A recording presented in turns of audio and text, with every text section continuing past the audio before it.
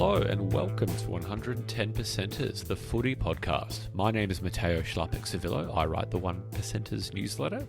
I'm joined by Cody Atkinson of the ABC. Cody, how are you, mate? Good, but not as good as you. I think I can see the tan on the recording screen green from your holiday last week. How's your break, mate? It was wonderful. Yeah, just trying very, very much to maintain all of that serenity and good karma and relaxation from 6 days spent in Bali, in Ubud specifically, so a little bit inland. Obviously, it would not surprise many listeners that I'm precisely that kind of snobby Australian that doesn't want to be like many of the other Australians in Bali. So you only bought three Bintang singlets then? Sick. Yeah, exactly. I restrained myself. I only got the 6-pack of the Bintang stubby holders as well. So Yeah. I displayed a lot of temperance, I think. So yeah, no, Talking to a great. fan of Bintang stubby holders, Jonathan, how are you doing? Yeah. It's been a while. For the first time in a while, we've also got Jonathan Horn of The Guardian. Jonathan, how are you, mate? Hello, gentlemen. I feel like we had very different holidays, Matteo. I think Tell us about yours. your inland in the hills holiday there. Well, look, I've been to Bali 3 times, and the first one was sort of reminiscent of those Richmond footballers at the Garfield Hotel on the weekend when I was about Yep. 18 or 19. The Yep. second one, I just sat by a pool and read books for about 8 or 9 days. And the third one, this one, I was sort of deadbeat dad for a week, and it was taking a 3-year-old to Bali. I think I went. It was. I'm not sure if you've seen that movie Platoon, but where Charlie Sheen sort of he goes into Vietnam as this fresh-faced kid out of college, and he sort of chop it out of Vietnam at the end, just a broken man. That was me. Taking a 3-year-old on. Look, it was a great holiday, but it's a torrid trip home with a toddler. So we did well. It's good to be home. I did win. I didn't win, but I participated in the pool volleyball tournament Yeah. Oh, in the yeah. Balinese pool, which was sort of like a Djokovic versus Federer type arrangement. Is that Captain, trophy behind you? Is that big? we didn't win. This is an audio podcast, so I have to describe it for the listeners. But I thought it he's was one got, of his Vassal trophies. I would say it's a 3-foot tall trophy in his background right now. I would say it's audacious. Not like Bevo. Bevo's did you guys see Bevo's home office last night on AFL 360? No. I can't say I did. Worth tracking down. Anyway, Yeah, no, right. we got beaten by a sort of ragtag bunch of 6-year-olds and you know Italian grandpas and things. It was a ragtag bunch, and my team wasn't quite up to it, but lots of fun. You could have thrown me any way there, ragtag bunch of 6-year-olds. Like that's thrown me, mate. My partner looked up at one stage because she wasn't aware that I was actually in this tournament, and she reckons she looked up after about 20 minutes, and I was sort of spiking a ball at the net against like a kid who was literally 5 years old, Concussing a child. taking his head off with a waterlogged volleyball. Yeah, happy days. Imagine Hey, that look. headline in The Guardian: former Guardian columnist Jonathan Horn under arrest for manslaughter in Bali pool. Are you guys aware of the sort of running meme of the political strife-ometer, where it's like embattled, embroiled, and then at the very end in red, it's like disgraced or former or something. Yeah, like that could have been you, John. That's very funny. Well, yeah, the 3 varieties of human experience it sounds like you've had in Bali. Mine was it was much more like the second one, I think. Yeah, a lot of time reading by the pool, sometime outside trekking as well. Can highly recommend for anyone who's able to, of course, escaping the Australian winter a little bit by going somewhere nice and warm. It's great to be back with the two of you again. It's the first time, for a little while. And it's probably an opportune moment because we're going to start this week's show tackling the big story in footy of the last week, and it is a somber story. It's the ongoing Sydney Swans scandal. To be honest, listeners, we've had even a little bit of difficulty deciding really what to call it. People have been referring to the Pullman Five. There's the Sydney incident, I guess. I think we'll probably try something like Sydney incident. We obviously don't want to minimise it, but we want a sort of common way to refer to it. So we're going to start by Cody and I, we're going to briefly explain the timeline of events. We're going to be very parsimonious with the facts, and then we're going to broaden it out and discuss the fallout and the way that Sydney, the club, has handled it, and maybe what it means for footy and the footy media. So, look, this is what we know. So, sort of late on Sunday the 16th and very early on Monday the 17th of August, Sydney beat Essendon at the MCG in that round 23 game that confirmed that locked in second spot on the ladder. Several players stayed out drinking after the game and moved to a hotel room at the Pullman, which Melbourne residents will know is the hotel directly opposite from the MCG. It's on Wellington Parade, where the playing group was staying overnight. On the morning of Monday, the 17th of August, 2 women were seen in the hotel foyer speaking with hotel staff and Swans employees, with Coach Dean Cox also seen in the foyer. Now, it needs to be said that there is no suggestion that he was in the room during the alleged incident at all. It was reported that Victoria Police's sexual crime squad opened investigation into a report of a sexual assault at the hotel on Wellington Parade in the earlier hours of the morning of the 17th, the Monday the 17th. That evening, Sydney Swans CEO Matthew Pavlich read out a prepared statement to the media. Fast forwarding to Wednesday of that week, so the 19th, the club stood down 5 players: Vice-Captain Isaac Heaney, Chad Warner, James Jordan, Riley Bice and Nick Blakey for the remainder of the AFL season, citing breaches of club standards around drinking and bringing women back to the hotel. A statement attributable to the players later issued an apology to everyone affected by the scandal. And that takes us to Saturday, the 22nd of August. Saturday, the 22nd of August, Victoria Police confirmed a number of people had been spoken to, with the exact circumstances still being established, and that it would not comment further while the investigation remained active. The Swans issued a fresh statement responding to that update. Monday, the 24th of August, so yesterday, as we're recording, no arrests or criminal charges have been laid against any player. The police investigation remains open and active. And this takes us to the current state of play. There have been no charges currently laid. There have been no one named or accused beyond the group under investigation of anything. And the club's 5-season-ending stand-downs remain a conduct sanction rather than a finding on the criminal allegation. The AFL has indicated that further sanctions may follow once the police process concludes. Where to begin? Jonathan, you are an experienced sports journo, footy reporter. You've seen a lot. Have you ever seen a story like this? I have. In some ways, I have, because I remember the Wayne Carey scandal, which I think we're looking exactly a quarter of a century ago that broke, where that was we cannot, that was a huge story, but that was pre-Facebook, it was pre-Twitter, it was pre the landscape that we currently operate in. So I guess the answer is no. I haven't seen a story. This story is a runaway train, and it's a very, very much a story for our age in a way, with a lot of misinformation, a lot of conclusions being jumped to. So no, I haven't. I've seen sort of variations of this story over the decades, but the way these things gather momentum in 2026 is pretty scary, to be honest.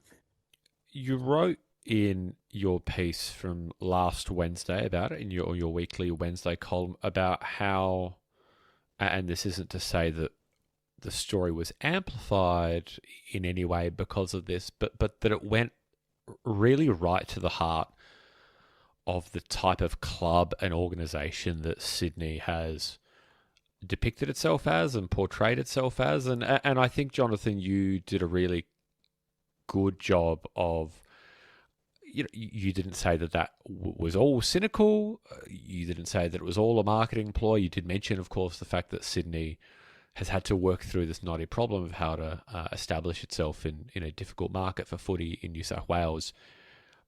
But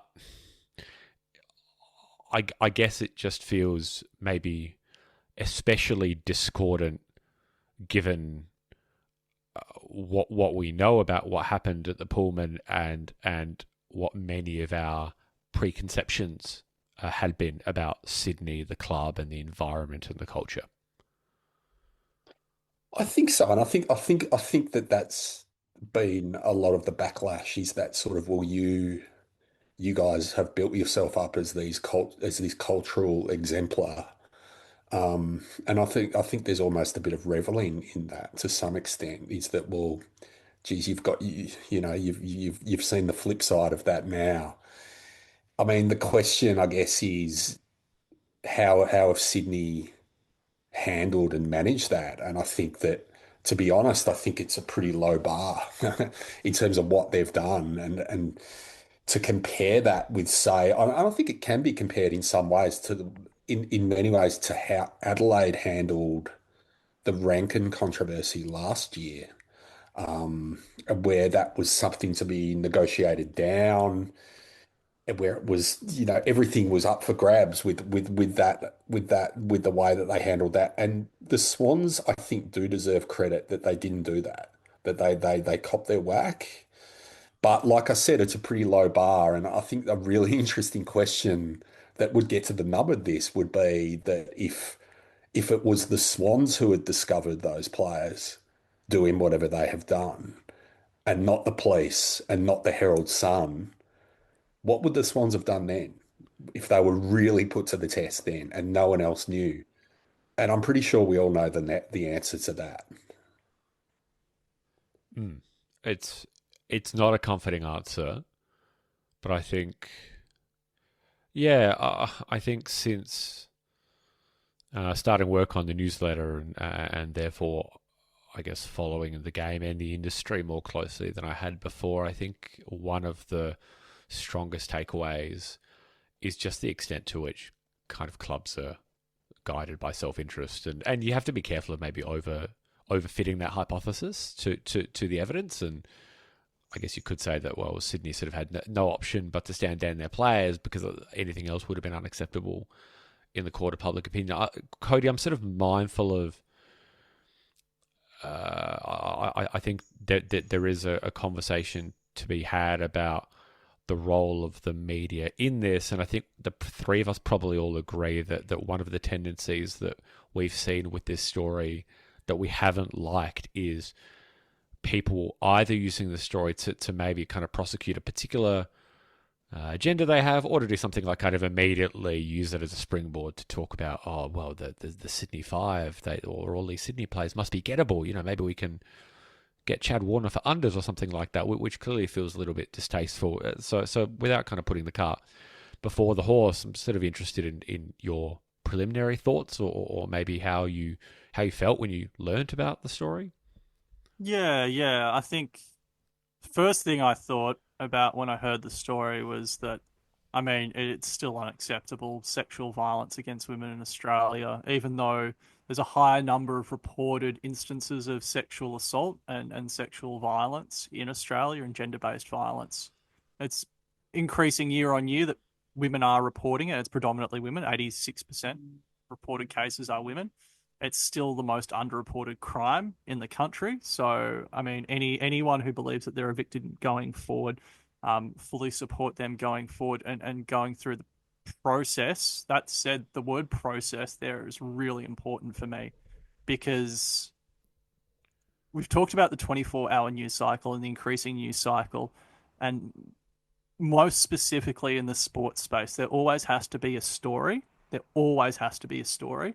And I think that's the real issue that I've got with a lot of the reporting here, is that it's okay on some of these speculative rumor reporting that people go, and there's an ethical line that I don't love, but you can report a trade rumor most of the time and it doesn't harm anyone if you've got a drop from an agent or a club, like it feeds the cycle, it gets clicks, it moves things forward.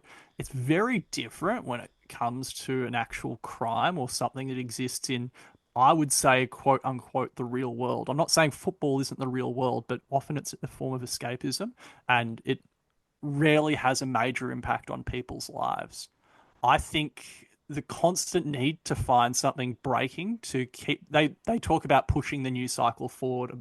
You guys are probably aware of this, so you need new information or a new take or a new line or a new slant to keep a story in the news cycle if it's generating clicks, if it's generating an audience. I really struggle with that for any sort of criminal case. The fact that marginal information can move something forward or someone's opinion that doesn't affect it. And then you've got how will it prejudice a jury down the road, how it will harm a potential prosecution. But that's by the by. I think in this situation, what I've taken from it is maybe the reporting on it has not been from a strict, I guess, best practice crime reporting perspective or harm minimization towards victim perspective. Instead, it's been towards generating, traffic and interest in a story that does have a lot of interest in people. I do understand, but I feel like there's a right way to do things and there's a way to do things to keep pushing things forward. And I fear that that's where we're increasingly moving to, and it does make it a bit sad. I know that's a bit more darkness to the scenario, but sometimes maybe a bit of shadows, like rather than speculating on what happened or running off a half rumor, making sure something's confirmed before making it public, or if something is 100% confirmed, like the place of work of the alleged victims, does that need to be broadcast? Sure. I'm not sure. Sorry, I'm Sure. gonna shut up. I've raised a lot of tangents there. Look, Jonathan, it sort of seems to me that look, I mean, footy is a panopticon. It is a 360 media industry, as I guess one of its flagship programs on Fox would have us believe. But it seems to me that the expansion in the footy media, it's not the newsrooms or even the AFL's media arm itself have really found budget for hard news reporters. There are some hard news reporters, I suppose, in the game, although I guess when it comes to stuff like trade news, what is the line between opinion and hard news? But obviously what's happened is that the media voices who have sort of become the fixtures of the footy media landscape over the last decade, 15 years, they're pretty much all in the opinion business, really. That's where the growth has come from, and it feels like there's an awkward fit, maybe to put it politely, I guess, when you have people whose job it is to kind of assume these, often stake out these sort of provocative positions sometimes, to get them to talk about what is just such a sensitive issue, and sensitive not only in the sense of you've got to be careful what words you say or you'll be getting a cease and desist notice or something else, but just in terms of how to talk about an issue like this tactfully. So to go back to what I opened this question with, kind of like a comment rather than a question, what do you think maybe the footy media, I don't know, do you sort of think there are lessons for the footy media in this? I think there's lessons for the footy media every day. I think the footy media Yeah. has It's about where they're heated, I guess. look, and it's really interesting that I've found myself, and I don't know why I'm like this, but I've found myself being instinctively defensive of the industry.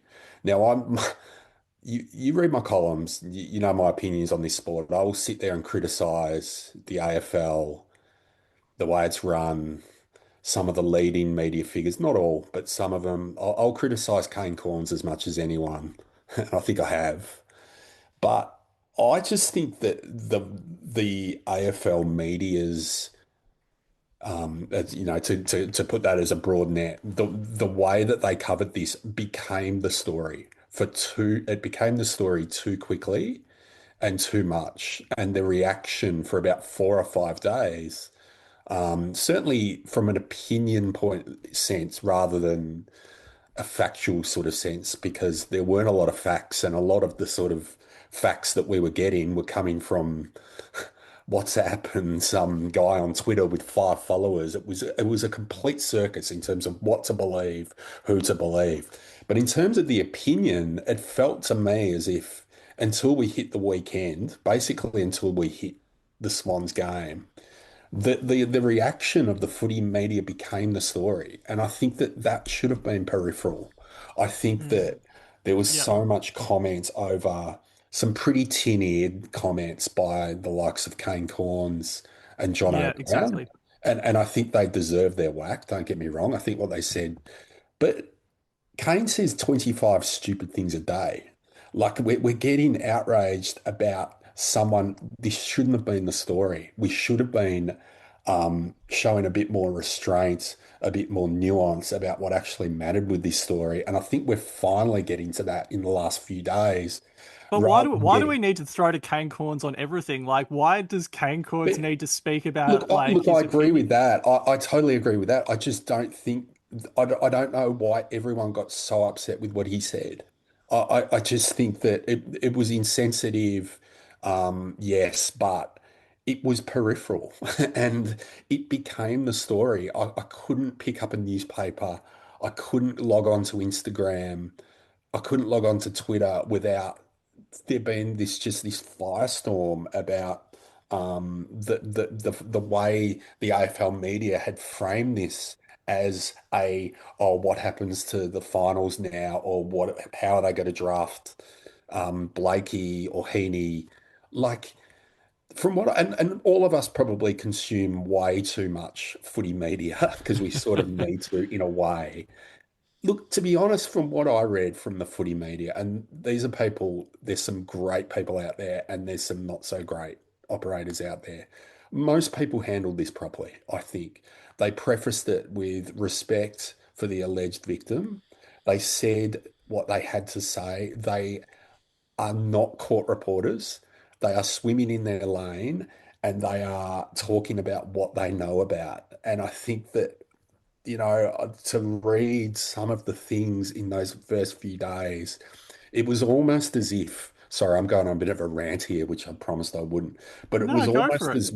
it was almost as though because everyone was so cautious what we could say legally, and because no one knew what the facts were, that we had to turn our anger onto something. And it so often is the case that that is directed towards a few really poorly worded tweets, perhaps a few comments that are sort of grabbed often out of context.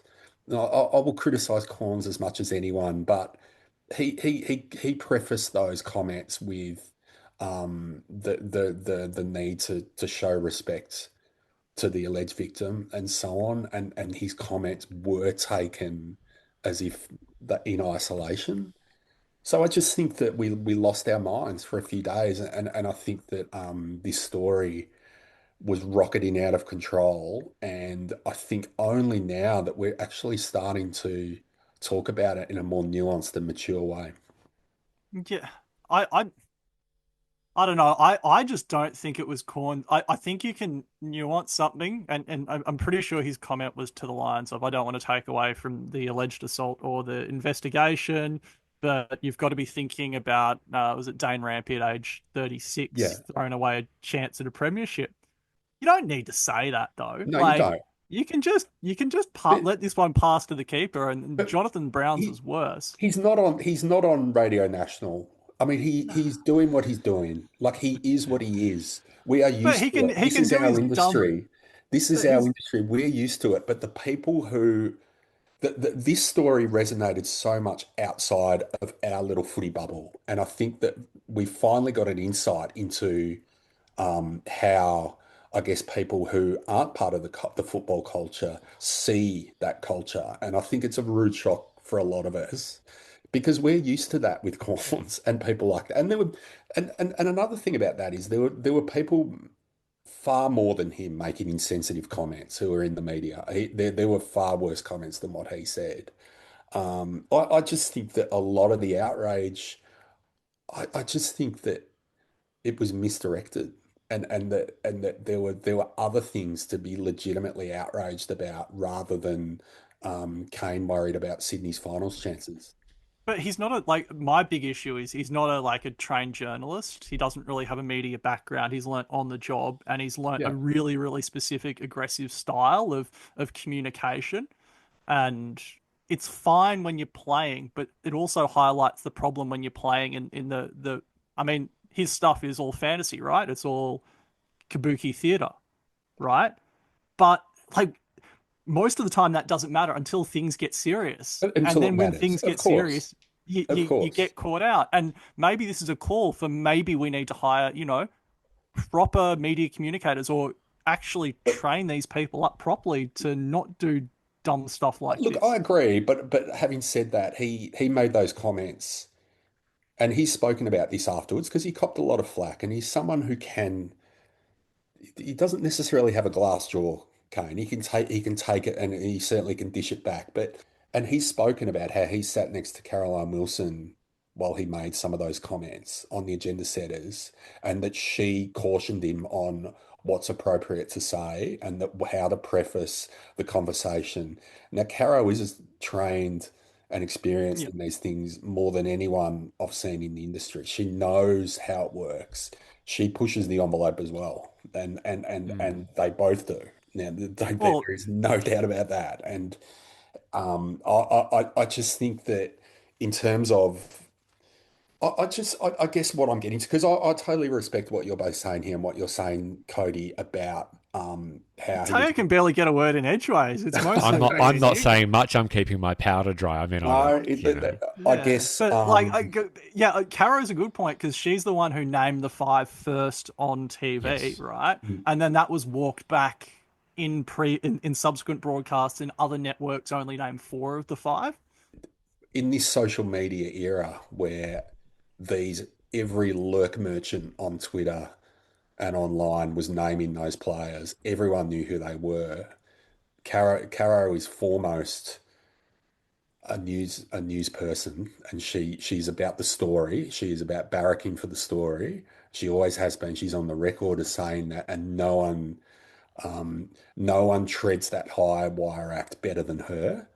And I just think on this instance that if we're going to be criticising Kane, I think that it's more of a collective. And look, like I said, I just think that that was part of the story, and I think it's a worthy thing to criticise. I just couldn't believe the way it became the story for 3 or 4 days. Maybe let's try and move a little bit past the, yeah, I guess the meta story here, or maybe onto a different meta story, guys. Uh, Look, do we think this, what happened at the Pullman, and I suppose it's possible, this is the first time something like this happened, that there was that little kind of discussion that we had at the top of the story about, um, yeah, I guess about, would Sydney, what would Sydney have done had this not become news? But do we think that this breaking containment and becoming such a big story will change club behaviour? Maybe do you think it'll cause clubs to perhaps become a little bit more risk averse in terms of more stringent curfews and tightening, I guess, restrictions on player drinking rules and stuff during the season? I hope not. I hope because I just don't think this is a curfew issue. Sure. This isn't a 5 a.m. issue. Like Hmm. what's alleged to have happened could have happened at 2 p.m. in Sydney, in George Street in Sydney. I don't think that giving Sexual violence and crime like this doesn't discriminate on time of day, I don't think. Is no, that what you exactly. And also just giving young men curfews and saying you have to do this and you have to do that. That doesn't lead to better behavior, or um, it doesn't lead to adult behavior. You've got to treat people Yeah, like sure. adults. You've got to Mm. trust people. And I think that what has happened in this incident is clearly a betrayal of trust in a way. Is that the Yes. question I guess would Well, be multiple betrayals of trust, right? Against so on many so many levels, people. like Exactly. like individual relationships, club, that sort of that relationship between player and fan. That's going to take a Mhm. long time to mend, I think, with this. So I guess in short, I don't, I also, I guess, would push back on the belief that this is that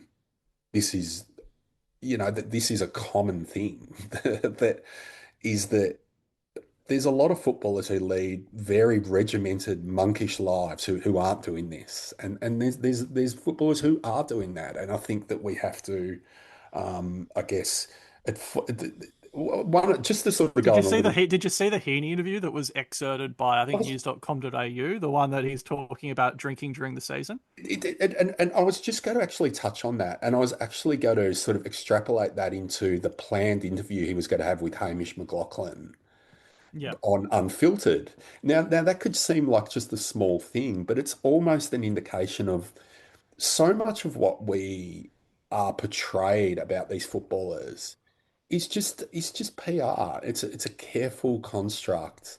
He might have sat down with Hamish and he might have talked about vulnerability and his relationships and how he's looking Yeah. forward to, and a lot of that is just nonsense. And, Hmm. and and I guess this is a good example of don't always you've just got to take people, footballers, as they come. I don't think that we should always just buy into the sort of PR thing that is such a is such a thing with modern sports people, is that it's so much of it is just a construct.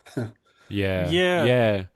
It feels like again, one of sort of so many angles and layers to this story is that just as people who love the game, we've got to be really careful with how we kind of distribute our affections. Mm. You know, the sort of parasocial affiliation that so many of us have with our clubs and the people who play for them. It's dangerous. And you know, look, I don't mean this to say that sort of Sydney Swans supporters are the victims here. Maybe they are in some sense, right? But clearly not as much as the women at the centre of this story. But it's just a dangerous game to play because fundamentally we don't know We these young don't. men, and a lot of them behave like young men, or because of how much money they have and their fame, they behave like more entitled, more extreme versions of young men, and we know what young men are capable of. And also, like, on the flip side of that is that the ones who might be portrayed as a rogue or a villain or the bad boy often end up being the complete opposite to that. So we sort of we have to there does and I think it's hardest when it comes to kids. And I think that one of the moments that really stood out for me was Heaney was doing a selfie with a kid at 8:30 in the morning, half an hour after police were swarming the Pullman Hotel. And it was just something about that really just struck in my head, is that he's just so used to doing that. That's who he is. It was almost as if, okay, I'm just going to keep doing this because this is what I've been doing for 10 years. This is who I am. This is what the people expect of me. I don't know. I think as adults, we have to sort of reason our way through these things a bit better than maybe we have. But it's Mm. really, really hard when you've got a 6, 7, 8-year-old kid who idolize these people, as I did with sports people when I was a kid. And most of the sports people I idolized as a kid would have turned out to be complete shitbags. It's Yeah. something. I think It's the increasing professionalism though has had that slight benefit, at least. If not, they're better people, and it's really hard to work out the morality of a person from the outside. yeah. They at least present better and cleaner. And yeah, can I just touch on that whether they're going to stop doing stuff and drinking? Like, because I think there's a lot of interesting stuff in there, because like I've chatted to footy people, and we've done a bit of work on this in the past. Like, 6 day turnarounds, generally the rule is you don't drink. 7 day turnarounds, some clubs have rules against it. 8 day turnarounds, let loose. Yeah. Yeah. There's very, the Swans last week were meant to play North Melbourne, who had absolutely no motivation to win that game. Like, got that last week, they had a free draft pick if they lost. So you can maybe extrapolate that some Swans were given the concept that they may not have been playing that game. Or if they were playing that game, they would be on limited minutes. Or it wasn't a game that the Swans were likely to lose regardless of who they ran out there. Not saying North were not trying to lose, but it wasn't in their benefit to necessarily win, or win by a lot. I you can maybe extrapolate that they were given the license to go out and have a few. And I think the Swans have said that they all went out to dinner and had a few drinks, and then it progressed from there. Even the coaches went out and had a few drinks because that was the job done. That the Essendon game was the big one. It sounds weird, doesn't it? Beating Essendon round 23 is the big one. But hats off to Spike. It's actually interesting in that, and I find the older I get, the more I'm removed from the kind of lives that these people that I write about are actually leading. And I think that when you're in your 20s and you're going out all the time and you're drinking and you're out till all hours, you would see footballers out. And obviously that was more the era, that was the culture back then. North Melbourne would go out with 40 of their players all in the one pub. But I think that, like, certainly for people like me, and this was a lot of the reaction from someone like Jared Waitley this week, is just the utter astonishment that this could have happened. And I had that reaction as well, is that I just can't believe this has happened. And yet when I talk to someone who might be 22, 23, 24, 25, they're like, you're kidding yourself, old man. Like this is a thing. Like this, you have got to be more aware of this if you're going to be writing about these people in that they aren't living these clean cut lives that they are portraying. So that was a wake up call in a way for me, I think. The other one is that there's been allegations that there are illicit substances potentially being used, and they may be central to some of the experiences here. And I think there was some surprise that there were illicit substances in some parts of the media that I saw. Why would players do it? Like 1 in 5 Australian men under 30, I think, have used illicit, or 1 in 3. I think it is, have used seems like totally feigned outrage, right? Like, a line, not suggesting obviously that that's what, was present in the room of the Pullman, doesn't show up on the skin folds, right? That's it. And if we're talking 7-day breaks, 6-day breaks, if you're a coach, what would you rather your player was doing? Well, how clear does it? Honestly, I've had these conversations. How quickly does it clear through the system before a test? Like how, and that's a thing that has been considered. And we have seen that players have been done before. Josh Thomas and Lockie Keefe got done for, they said, an illicit drug that they used. They didn't get picked up for the illicit drug. They got picked up for clenbuterol, which is a steroid masker that it was allegedly. Yeah. And that's the thing that Alberto Contador, the cyclist, also got done for. Like, there was and they admitted using illicit drugs. There's been plenty of players that have either, Shane Mumford allegedly was caught with he was caught with a substance. Yes. Allegedly, partook. Just what the substance was allegedly, but he got a 2-match suspension for that. So I think there's also, because of the alleged sexual incident or assault and the circumstances around it, the use of drugs and the partying has been amplified, right? And I think that Matteo asked the question before about like what will change in terms of curfews and rules and culture and things. I think one thing that will sort of be brought into the spotlight is the illicit drugs policy, which is always contested and is an absolutely fireball of a topic. Sorry to mention that word. But apologies. Well, they've just reworked it too, I think. They reworked it this year from memory. And I just think that in terms of a lot of people with very loud voices will make this the takeaway, that the drugs policy. And I think in a way, and I think it needs to be talked about. I don't think it's the main issue, but a lot of people will make it the main issue, I think, in terms of this idea that all players are just completely taking the piss with this policy and that we have to make it 100 times harder and 100 times more punitive.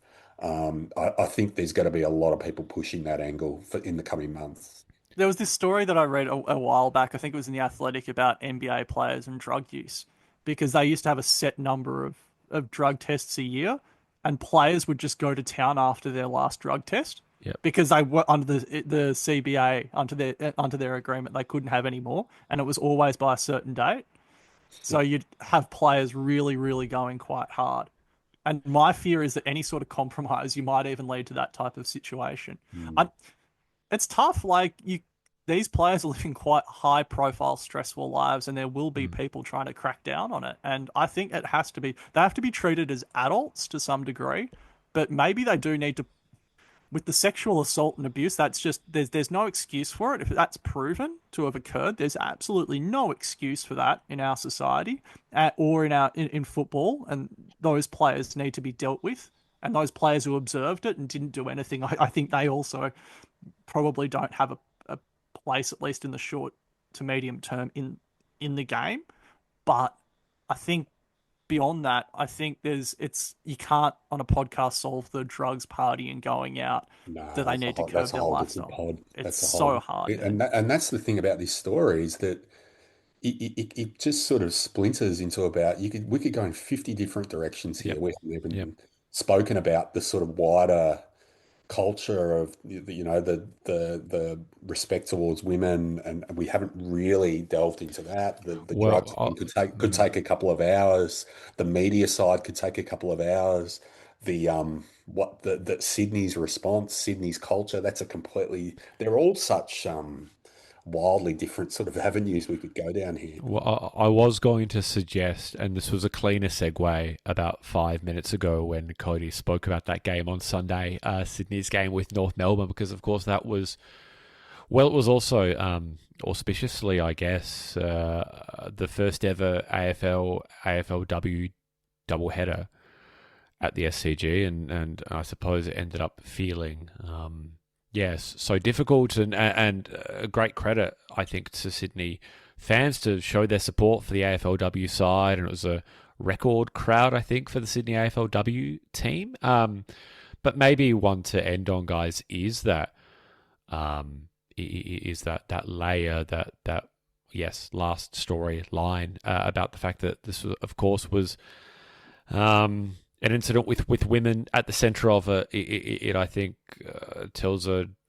it paints a really grim picture, I think, about a lot of what are sort of fairly, I don't know, hard-coded attitudes, perhaps, that men in the footy industry harbour toward women, or certain professions of women, perhaps. So I don't know if there are sort of closing thoughts that either of you want to share about that.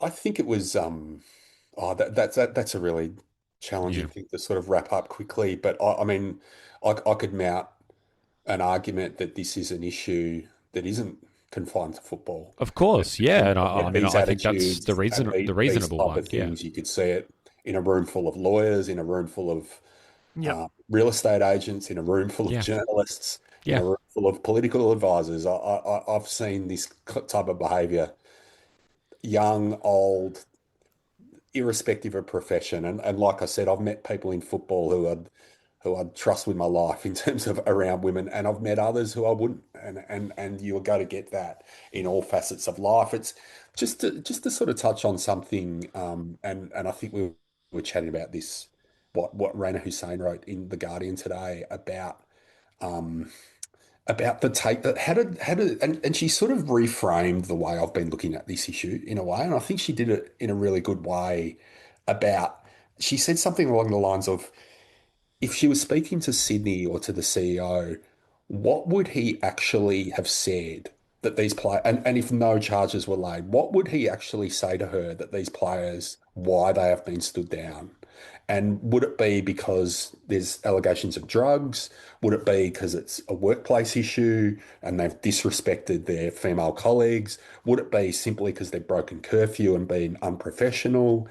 And really, what she articulated well was that we've got to be having conversations that go beyond that, and that into really murky areas of something that may not have met the definition of a crime, but does meet the definition of treating women like shit. And I think that that's something that Anna Crean wrote about in Night Games. Yeah. Whenever I look at Fantastic it, book. I did VCE with Anna, by the way. So Oh, she, did you? yeah, I taught her everything she knows, Cody, about writing, and but she's far more smarter at these things than I am. But all through this case, I've thought of that book because the way it's been framed has just sat really uneasily with me in terms of like the criminality and all of that. But there's this grey, murky area that I think that only in the past few days that we've been able to sort of start talking properly about. And I think Yeah. that's going to be my main takeaway from sort of heading forward. Yeah, I've got a few, and I'm going to try to condense them. Firstly, we acknowledge, I think the podcast, all of us acknowledge it's a bit weird that three blokes are talking about this. Sure. Yeah, So, absolutely. like, I guess I hope our listeners understand that our opinions, we're not just three homogenous white men. I hope you understand that. We're trying to approach it with some level of clarity, but we do understand that outside appearances do sometimes look like the aforementioned.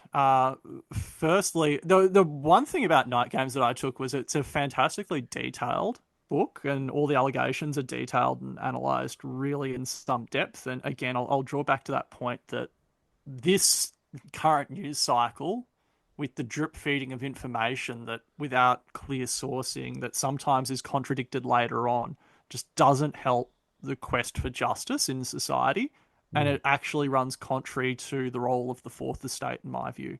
Like I really, really don't want to see, just because a crime is high profile, that we run with stuff that is maybe less than 100% certain. And I think we've seen that. I wish the media commentary and opinion was a bit more reasoned and nuanced and balanced. I really like that Rana article. There's been a lot of calls for no fault stand down, which I find really bizarre. I watch a bit of NRL, but I think there's only two cases of no fault stand down leading to a criminal conviction and for it to be upheld. Like, sorry, you go, Jonathan. No, no, no. I'm sorry to interrupt, Cody. I agree. I've found, and I respect the sort of the anger and the want for that, for having a no stand, sorry, for having a stand down rule. But what's the NRL threshold? Is it a crime that is 11 years 11 punishable. years Mm. Yeah. punishable? I think most of us could draw the conclusion that we are dealing with a situation here where we are not dealing with a potential 11-year jail sentence for what is alleged to have had, and alleged to have taken place. And I just think that we saw how messy that was with the Tanner Bruin case as well last year.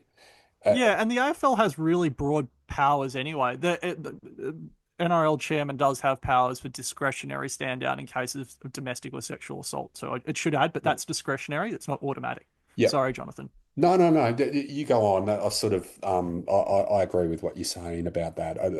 I did find, and again, there was, and I get the need for people to want that.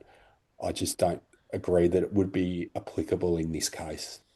It reminds me of the pushing for the three strikes criminal rules, or anything that's a prescriptive criminal sort of framework, where it you don't look at the circumstances of situation, or you don't consider it on its merits. And I think that's like AFL has really, really wide ranging powers under its rules, under its regulations, under its CBA relating to Yeah. player behavior and standing down. I don't know why adding something that's, I mean, criminal charges still haven't been laid and the players have already been suspended. Something that would actually be a slower process. Like, I don't know what the benefit is there. I agree, Mm. and we have to be incredibly cautious with these things. I mean, I remember there were calls for that with the Jordan De Goey incident in Bali. Yes. And what was that, 4 years ago, I think. I just think there has to be a lot of caution and restraint when it comes to these things. We have to establish the facts. And I think as we stand, none of those players have been interviewed by police or Yeah. charged. And therefore, at this stage, we cannot be having that conversation. It wouldn't be applicable in that case. And I think the one thing I want to probably have this as my final thought or my final takeaway is, regardless of what happens here in the end, I don't want to, we are going to be having this conversation in the future about what happened in the culture of footy, but I really don't want to be doing it for a very long time. Like, there is this element that football players do sort of need to pull their heads in and realize that Mm. they're in a very privileged position.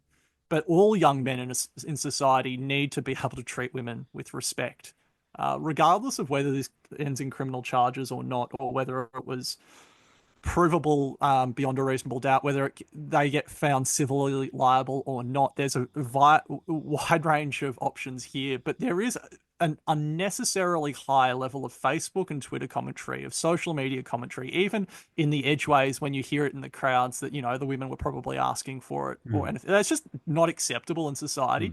And I know the Australian government is putting a lot of ad campaigns towards respect towards women. There's football clubs like Carlton Respects program goes over and above their station in establishing respect for women. But I surely I don't. Maybe I've got a head injury, but surely this is just not acceptable in this year, in this age. And I really don't want to be here again, having to have that same proving why it's a bad thing to people, why it's a bad situation.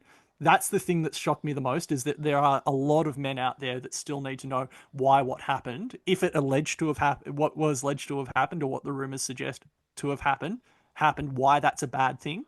Like, it feels like we've missed the boat there. We're still not educating the public of the importance of this. I agree. I sort of take, hopefully, I'm not sure I should, but I take a slightly more positive take out in that these types of scandals are increasingly rare in this sport. They were so common 10, 20, 30 years ago. Women were paid off by club presidents. Yep. They were dismissed. They were not believed. They were totally tossed aside in the process. I think I've taken some heart from the fact that most people involved in this are trying to say and do the right thing, however clumsily. I don't think that we should take anonymous comments online, as easy as that is for a guy to say, because I'm not copying it. I don't think that that is the prevailing sentiment over this. And I just think that there's been little glimmers of hope throughout this, that we're getting better at this, and that we do understand it better, and that we're better placed to not let these things happen again. You talked about the Wayne Carey incident. I'm assuming we're all referring to the Stevens incident there, right? Yeah. But there was another one before that where he got convicted of indecent assault. He Yeah. pled guilty to indecent assault after 12 hours of drinking. I mean, that's on the record, and Yeah. I guess we are seeing those fewer and far between. But But I mean, there were other ones involving prominent. There's you could just go through, and there was a period from about the incident with Stephen Milne for about another decade after that, up until about the St Kilda school debacle, that was awful. where these things were just so common, and that was what was really covered at length in Anna's book, is that because that was a period of incredible, this sort of intersection of all these different things with social media and yeah, I'm going down a completely different track here by talking about that, but I guess I have taken, probably, maybe I shouldn't, but some positives out of what has happened and what the response has been. Yeah. Oh, and to be clear, Jonathan, you're talking about the overall long-term direction of travel, of course. That maybe this, it's not a silver lining, it's probably not even a consolation, but there's a sort of maximally optimistic position that maybe in some small part our shock at this story is derived from the fact that this sort of thing, at least we believe, doesn't happen as often in footy anymore. It happens in wider society, of course it does, but it doesn't happen as often in footy. Or if it does happen, that we're a little bit better at talking about it properly, at responding to it properly, and showing the appropriate respect. But like we've said all the way through this, we do that incredibly clumsily, and I've done it myself talking here, and I say the wrong things, and I wrote a column a couple of weeks ago where I wish I hadn't have said certain things. So we're all sort of sleepwalking our way through this, and we're all trying to get better. Matteo, you've been really quiet for most of this, which is Yes. interesting. I think you get the final say here. I think it's well, I mean, it is such a, yeah. I was trying to cobble together some coherent thoughts about it into a piece while I was on holiday last week, and that piece didn't end up getting written last week, and hopefully it will. And I wanted to take the tack of thinking about it from the perspective of club behaviour, and it maybe being, I think a lot about that question that was posed by Jonathan. I think it was by Jonathan at the very top of this conversation, so several hours ago now, about what the Swans would have done had the media not gotten a hold of this. I think that is a question really worth pondering, and I think there is so much to think about in that space of how ruthlessly the clubs pursue on-field success, and what sort of ethical and moral costs are they willing to wear, and I think that goes in. Also, perhaps that bleeds into the Geelong concussion waiver story that we discussed, Cody, on last week's pod. So that story, that question feels very, very resonant to me, and I think also, I don't know, a question I try and ask a lot in my writing, and I wrote a piece about this in the context of Jeremy McGovern's enforced concussion last season, about the kind of ethical costs of being a footy fan, and knowing the costs that the game exerts on the players who play it, and sometimes, I guess kind of more peripheral actors like the women at the centre of this story. I think it is true and meaningful that the direction of travel is I think a positive one. It is a professional industry now. There are fewer drop kicks, and there are more professional people involved in footy and who work at footy clubs and play footy. But I think it's still hard to be left with a conclusion other than it felt like a betrayal by these players against obviously the victims and their supporters, and Sydney supporters, but also just all footy supporters. It's just such a grim thing to have happened. And I think, footy, like all of society, because it might not be real life, I guess, or it might only rarely be real life, but it has a lot to learn, and I think there's a lot of improvement still. So those are my thoughts, I think, in miniature. I feel like we need to go back to Bali, Matteo. Maybe we do, or maybe we just need like the season to end. I don't know. I don't know.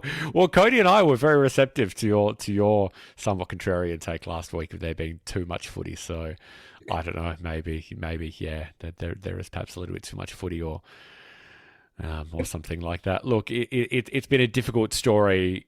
I think it was probably a little bit cathartic for us listeners to have discussed it. We obviously went really long because it is just so fractal. It is so multidimensional. It touches on so many real social issues involved in the game, involved with how players behave, with how clubs behave.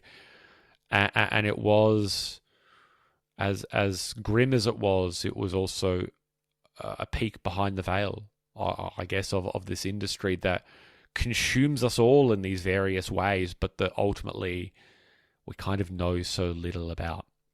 It is so obscure to us, really, what the truth is. It's really, I'm often struck by that, is that we are writing about these people, we're trying, but we know so little about them. And I think that in a sort of warped sort of way, I guess that's why we keep coming back. That's why we come back to the footy, because we really don't know. We really don't know who's an angel and who's a rogue, and who's in turmoil and who's living the dream. It's the experience of being a fan and of following sport. Yep. I think it's probably all we can say, because, well, we're obviously not going to get quite to the bottom of it. I think we dug really deep, but there are other things to talk about on this week's pod, including some actual footy. This is a really important story, so hopefully, listeners, you think that we did at least some justice. We're going to be right back on 110 Percenters. You're listening to the 110 Percenters. Welcome back to 110 Percenters, the footy podcast. It's time for From the Hip, our rapid fire question segment. From the hip. One host asks and two hosts answer. Jonathan, the first question this week. The honour belongs to you on your comeback show. Thank you. I appreciate that. Cody, can you please give us your thoughts on the upcoming wildcard game between Collingwood and the Bulldogs? Shapes is a pretty good one, I think. Dogs, of course, coming in a bit battered and bruised through the season, probably not in the shape that they thought they'd be at the start of the year. Pies have probably gotten a little stronger as the season have gone, also missing some critical pieces such as their captain Darcy Moore. But they played a 4-point game, feels like 8 years ago, but was merely round 12. Dogs got up by 4 points. And it just feels like it shapes as one. I think there's a lot of media putting it as it's going to be Dacos versus Bontempelli, but it feels like it's going to be one sort of at the margins. Can the Dogs get enough of a forward line cobbled together and enough supply for it to do damage? Can the Pies' upfield transition defense, which has really gotten weaker as the season has gone on, can that hold the fort? Can Collingwood win enough of the stoppage battle? Because Collingwood have not been good at winning clearances this year. Can they just win enough of that territory to stay in it? I for an 8th versus 9th battle, it actually shapes pretty well. Matteo, do you have any takes? Yeah, I'm really excited to see this game. I think, to me, so much will hinge on something that we've seen the Dogs do quite a bit, particularly early in the season. They had that amazing 4-0 run, and clearly that was something that's become a lot more difficult ever since Sam Darcy went down. But I really liked Bevo's sort of experiment with just deeper defensive positioning to kind of mask some of the side's vulnerability on transition defence. And I think, Cody, you alluded to Collingwood's their own transition defence being having declined over the course of the season. I think that's true, but transition offence is still so important for them. We know they have become a little bit more forward half oriented in terms of creating scores. That's true, but still, I think their ability to create transition from the back half and their defensive unit they're also good by foot is really important. So I think the Dogs' defensive spacing is going to be really important. I think if the midfield battle goes the way we probably expect, they should probably have more territory. But then I think what we've seen with the Dogs against sides like Collingwood, maybe Hawthorn in particular, and they're such a bête noir for Luke Beveridge, is just that ability to get caught out in transition. So I wonder if maybe Beveridge just keeps maybe a slightly lower block defensively and deprives Collingwood of that ability to manufacture transition. But I think you're right, and maybe this is implicitly a pro wildcard round take. I'm really excited to see both these teams play one more game. I think Collingwood's absences are potentially significant. I mentioned those the foot skills of their backline. Well, Braden Maynard won't be playing, Scott Pendlebury won't be playing, and I suppose on field he's a slightly diminished force, of course. But in terms of being the team's brain and I was going to say thermometer, barometer. I guess he's still really really skilled. So it's kind of interesting to see what those absences might do. There's a little bit of doubt, I guess, about whether Tim English plays, but and then I suppose there's the MCG factor. It's a nominal home game for the Dogs, but it'll be played at the MCG, so we'll see what effect that might have. I'd probably make the Dogs slight favourites, but I wouldn't really have that with any great degree of confidence. 55-45 at best, probably. Do you have a take, Jonathan? Oh, very quick one. I love these two teams. I've loved Collingwood this year. Just they're no good, but they've got as much out of themselves as they could have, and I think they deserve a lot of credit for that. Without Pendlebury and without Maynard, and there's just something about the Dogs, what the Dogs have been doing in the last couple of weeks. I really like them in the drawn game. because they were without so many good players against Carlton that day, and they just stepped up in that Melbourne game. Ed Richards Yeah. is on a heater. Bont, new dad, Bont. So we both know the state he'd be in right now, about 10 days in. And he didn't have a great final in his last final against in the elimination final against Hawthorn 2 years ago. I could be wrong there. I hope I'm just No, completely you're going. right. His colours were well and truly lowered that night. Yeah, But I think so was everyone in red, white, and blue. that was a dirty night for the Dogs that night. So I keep assuming this is a final, of course, which it's not. I don't even know what it is No, anymore. it's a final. It's a final. Yeah. It is. I've lost complete track of what this round or what this game actually signifies. But yeah, both of them I'm really looking forward to. Matteo, give us your thoughts about the Carlton Melbourne game.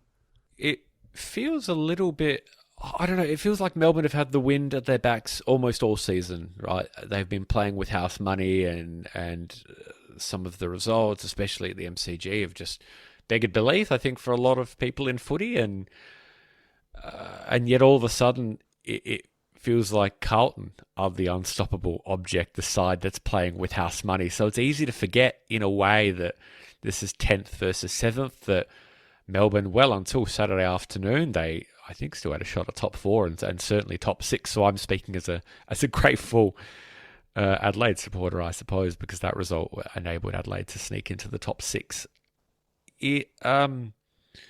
Look, again, I think this is a game where personnel availability could swing what on paper looks like a reasonably even game. Melbourne, they're not going to have Van Rooyen.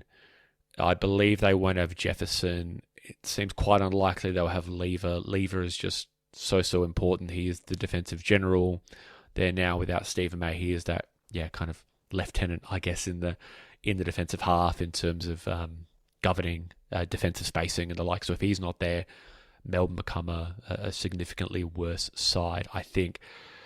And look, if Melbourne have had a weakness this season, it has been stopping opposition ball movement and Carlton's ball movement scheme. It's something we've spoken about a little bit on the show. It is on ball where Fraser has turned them into a different team. They're just much more patient, much more willing to go short by foot. They're much more about possession retention than they were under Voss, where they launched the contest really quickly, often from sort of low value zones. It feels kind of nuts to say, or I would have thought myself nuts to have been saying this 2 months ago, but I think I probably have Carlton's favourites here. Jonathan, Cody?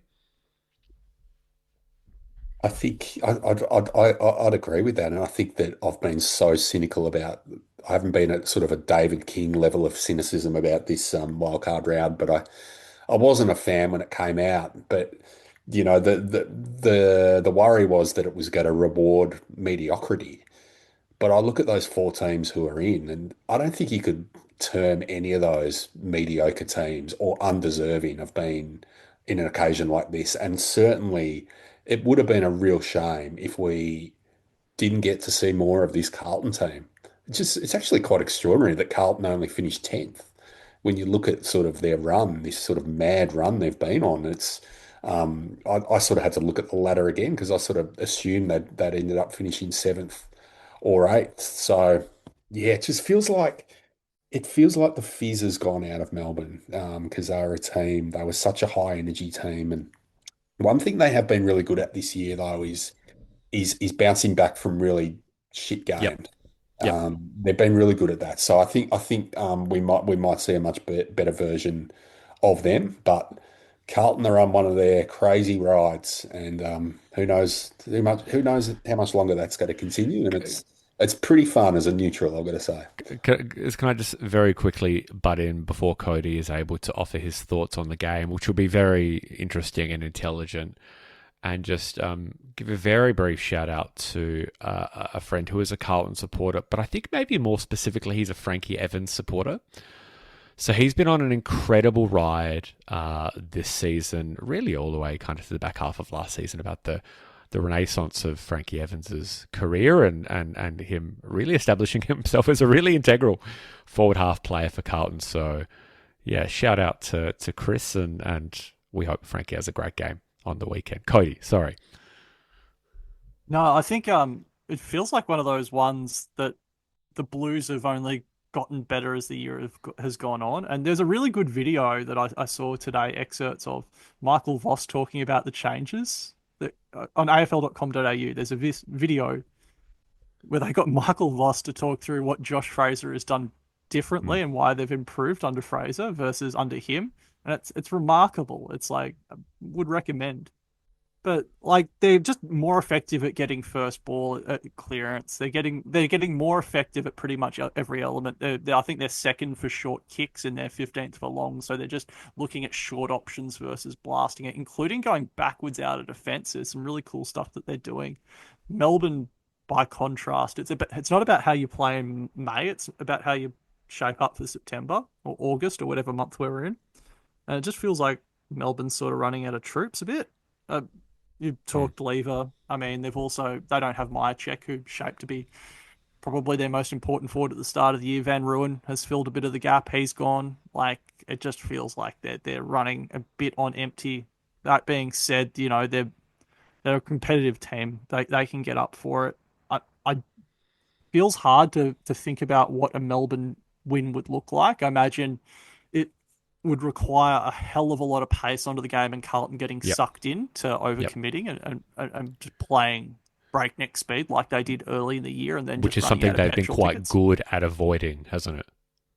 Yeah, absolutely. They've just been a lot more composed. Like, they haven't had that urgency, that high hard press up the ground. So if they get suckered into that by Melbourne, I think Melbourne's in with a shot. I think I had one question that you guys don't know that I'm going to pose, but I'm going to do it now anyway. Do you think any of these four, once they get through, have a realistic shot of a flag? And if so, which team is the most likely from these wildcard forward to, if not win a flag, go deep? I'll go first. I was waiting for Jonathan to fill the silence. Really, really intrigued to see what a full-strength Collingwood, which I guess would be current Collingwood plus Darcy Moore, and full-strength Melbourne. I hadn't even thought about Myercheck because it felt like quite a long time ago now that he had that injury, Cody. But look, I think Melbourne have been one of the, really one of the six best teams all season. They gave a lot of the top four a lot of trouble this season. They beat Brisbane at the MCG. They beat Hawthorn twice. So we know they can really mix it with the best. So I think it probably would have been slightly less injury plagued Melbourne for me. Who do you think is most likely to come out of this weekend and cause chaos, Jonathan?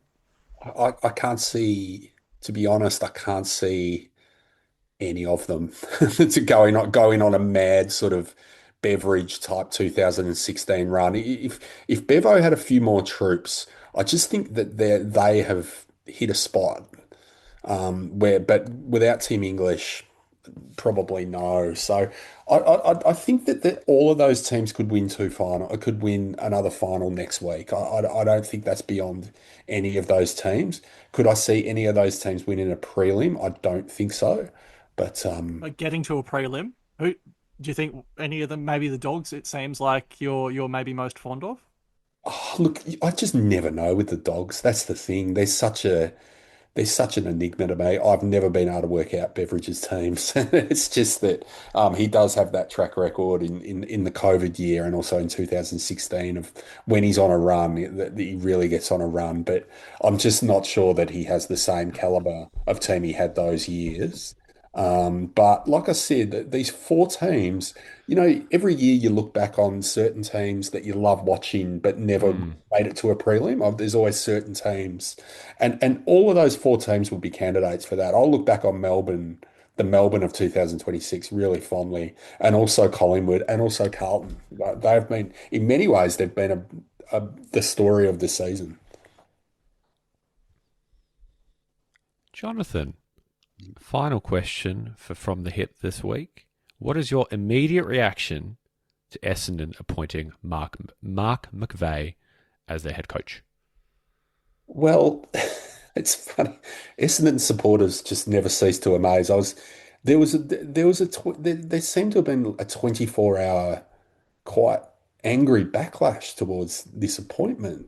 I switched on the radio this morning. It might have been Jared's program, and the first talkback caller was an Essendon supporter, and he was talking about McVeigh, and he sort of bewailed, "Where's the charisma?"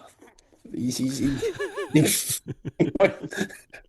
well, usually it's where's the aura, but look, I think that in some ways this is a tough, tough job, and in many ways this is almost a bit of a compromise. I think that it's almost as if they've said, "Okay, we're not going to give in to the madness of the push for Herd, but we are also going to go with an Essendon person." And I think that McVeigh, unlike Herd, has actually worked in the system for over a decade. I think he was when was he at the Rams in Canberra, Cody? I think it was way back when, maybe just after he stopped playing, maybe a few years after. Yeah.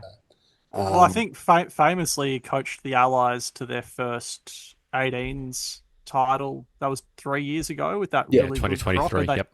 And So- 16s, I think he did the same with, which was that was even more impressive, arguably. So he's done a lot, and he's certainly done a lot more than his main competitor for that job in the last decade. He does. He's the defensive coach at Sydney, and what Essendon need is someone who can teach them how to defend all over the ground. It is a mess, so that will clearly be a priority. I think we're entitled to be a little bit cynical about someone who's chosen by a president who had the coach in his wedding party. I think how many clubs would that happen at?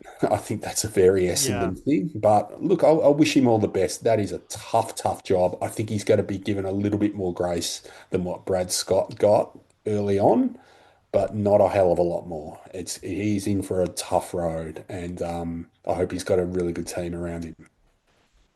We had a chat to McVeigh in 2022. My co-writer Sean Lawson and I. I think it was second game in charge of the Giants when he was caretaker. Yeah. And maybe it was third. And he actually talked about it because he was had a pretty decent time in the industry by that point, both as a player and as a coach and in different roles. And he's like, this is the quote he gave. He loved it, but there was a lot more things coming at you. You take the losses a lot more personally. And he talked about that one hurting a lot more, but he enjoyed it. He enjoyed planning the Monday to Friday and the extra workload and forcing himself to be better.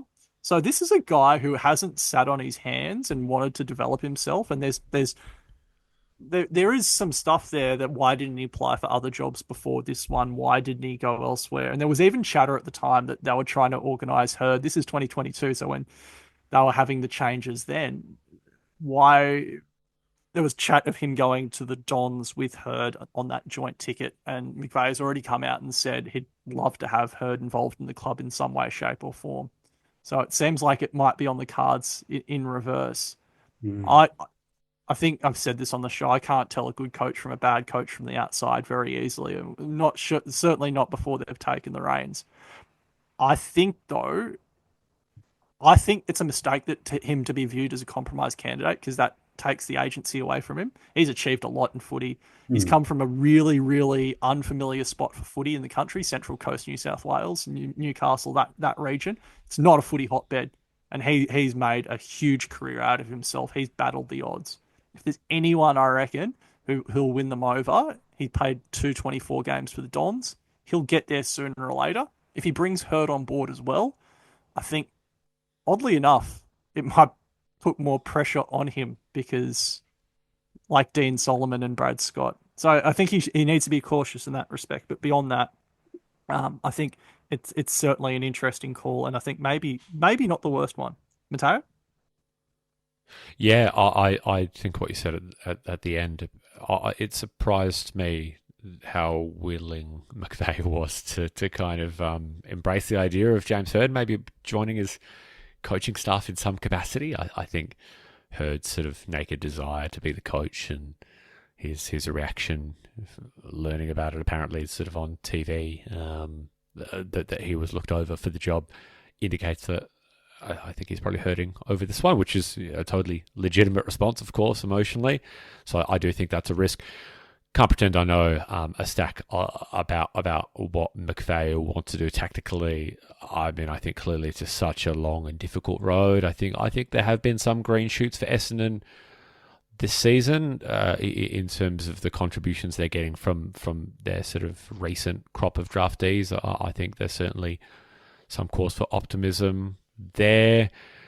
As for sort of what this suggests about the kind of political divisions behind the scenes, clearly I don't think they get solved or ameliorated by this decision, or indeed they would have by any decision. There's clearly, I mean, there's been the story today that there's an Essendon supporter trying to spill the board, which is just like a crazy cstory, and only Essendon or Carlton perhaps in another universe would have something like this.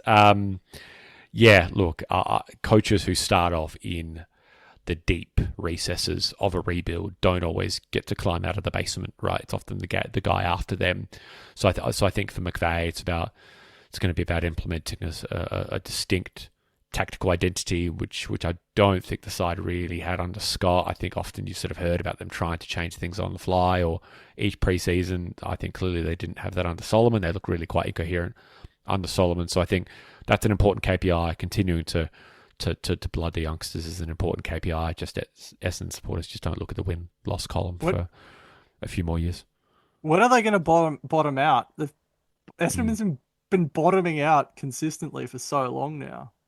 Well, but the funny thing is they haven't been actually bottoming out for so long. They've had an awful 2 years, but I mean, compare them to North Melbourne and West Coast. I think their object lessons in the fact that, it can get worse and it can be bad for longer. Last season, West Coast won only one game and Essendon doubled that count this season. So, there's a little bit further down to go, perhaps. But, look, I mean, I think you have to give... I think the club deserves credit for not making the appointment that many people in the industry thought they would have made. So maybe that's my thought. With that, I mean, I don't think there's anything else to go around. I'm not sure any of us have any thoughts left that we can share about footy because we've shared them all on this week's pod. That is all from us for this week. My thanks to Cody and Jonathan. Our hearty thanks to you, listener. If you like what you're hearing, please review the show on your podcast platform of choice. It does make us easier to find. You can write to me at hello@onepercenters.net.au and you can find us on Twitter and Instagram. Until next week, I've been Matteo. I've been Jonathan. And I've been Cody. And we're the 110%ers.